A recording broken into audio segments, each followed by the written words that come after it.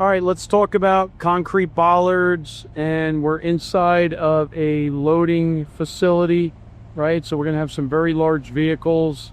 You know, so many times we can see a quote comes in and they want to reset a bollard, right? So there's many different ways to do it.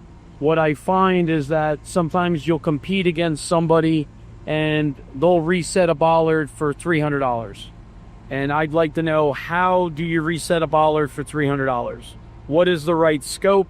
How do we make sure that it's got some integrity behind it? So the recommendation would be, don't match $300, number one, first recommendation. The next recommendation is to go ahead and saw cut all the way around this bollard.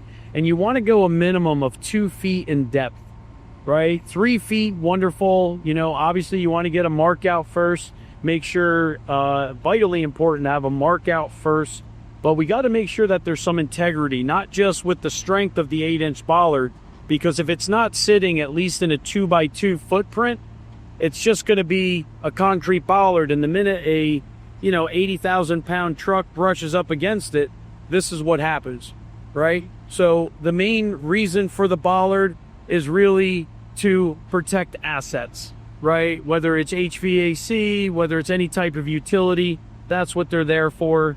So let's just make sure that if we're talking, set up the spec, explain to the customer that, we're not just going to lean it straight, cut around 2 inches and throw some asphalt in it.